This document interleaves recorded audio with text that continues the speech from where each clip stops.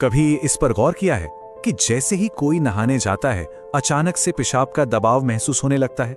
सब कुछ बिल्कुल नॉर्मल होता है, लेकिन जैसे ही पानी शरीर को छूता है, ये इच्छा जाग उठती है। ये कोई साधारण अनुभव नहीं है, इसके पीछे ना एक बड़ा ही दिलचस्प विज्ञान छिपा है। तो सवाल यही उठता है कि भाई आखिर ऐसा होता क्यों है? क्या ये बस एक इत्तेफाक है या फिर हमारे शरीर और दिमाग के बीच किसी गहरे कनेक्शन का संकेत है? चलिए आज इसी रोजमर्रा के अनुभव के पीछे छिपे विज्ञान और मनोविज्ञान को समझते हैं।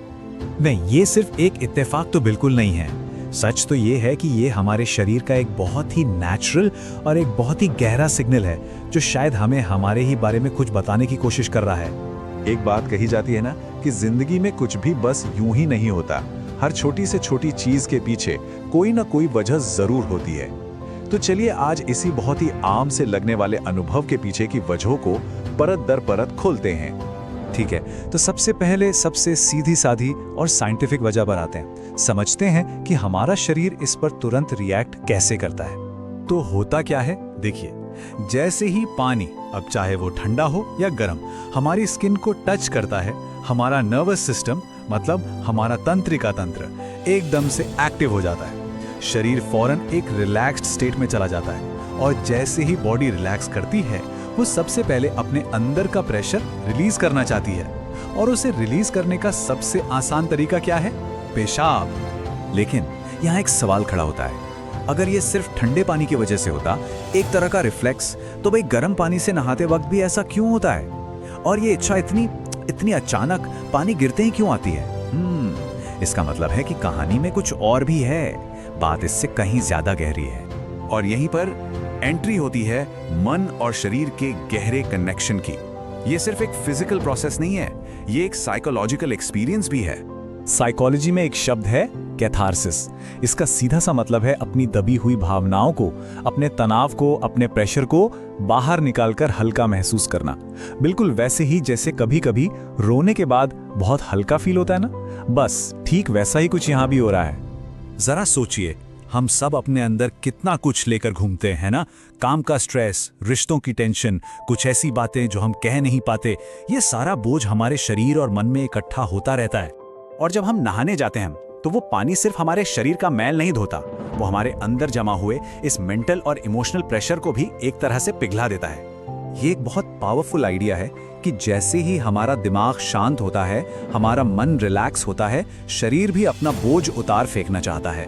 और पेशाब करने की ये जो इच्छा है ना, ये उसी रिलीज का, उसी रिहाई का एक फिजिकल सिंबल है। चलिए अब इस पहेली की सबसे गहरी, सबसे अंदरूनी परत तक चलते हैं।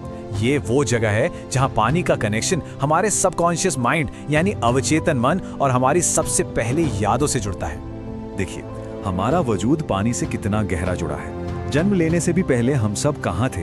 अपनी माँ के गर्भ में, और वहां हम चारों तरफ से पानी से ही घिरे हुए थे।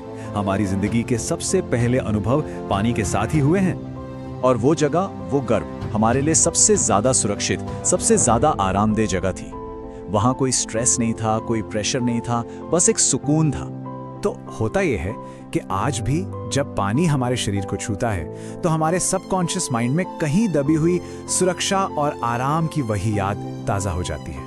शरीर को सिग्नल मिलता है कि अरे, हम तो अपनी सबसे सेफ, सबसे स्ट्रेस फ्री जगह पर वापस आ गए हैं, और बस वो फौरन उस बोझ को रिलीज कर देना चाहता है। तो अब तक की बातचीत से ये तो साफ है कि ये सिर्फ एक मामूली सी फिजिकल एक्टिविटी नहीं है, ये उससे कहीं ज्यादा है।